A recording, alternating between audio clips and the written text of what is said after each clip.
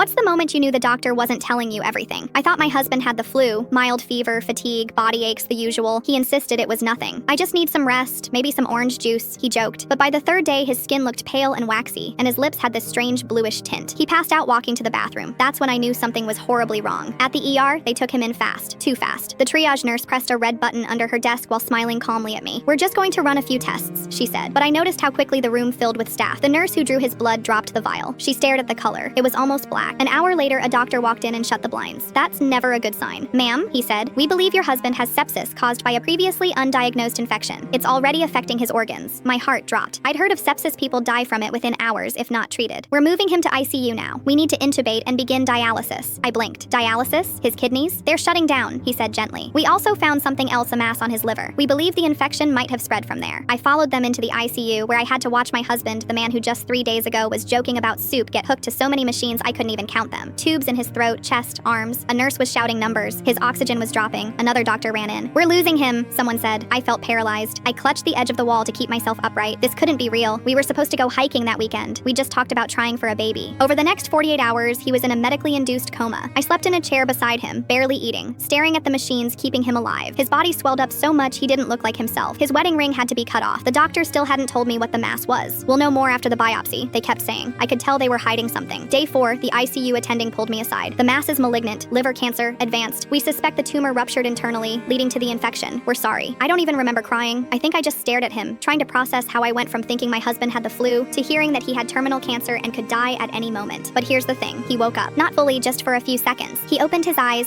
squeezed my hand, and tried to mouth something. The nurse leaned in close and said, "He's trying to ask for water." That little moment broke me. He was still fighting. I begged the doctors to do whatever they could. They started aggressive antibiotics, chemo through the central line, everything. He coded twice. Once I had to stand in the hallway and listen to them shout, "Clear," while pounding his chest. But he made it. Against every odd, every percentage they threw at us, he pulled through the infection. The cancer, though, was still there. 6 months of hospital stays, radiation, chemo, surgeries. I watched the love of my life lose his hair, his weight, his strength, but never his humor. "Still better than your cooking," he whispered after one rough chemo session. Eventually, he got approved for a clinical trial in Boston. We moved states, downsized everything, and lived in a rented studio near the hospital. I got a remote job to be with him every day. 2 years later this morning, in fact, we sat in a cold oncology room while the doctor pulled up his scans. No sign of disease. Not in the liver, not in the blood, not anywhere. The doctor laughed in disbelief. This is not what we expected." I looked at my husband. His hair was coming back in, messy and gray at the edges, and he just grinned. "Told you orange juice would fix it." When we left the building, he walked over to the hospital cafeteria, the one he used to be wheeled past in a bed, and bought 2 of their cheap plastic cup lemonades. "To celebrate," he said. I told him it was a terrible drink. He raised his cup and said, "To terrible drinks and second chances."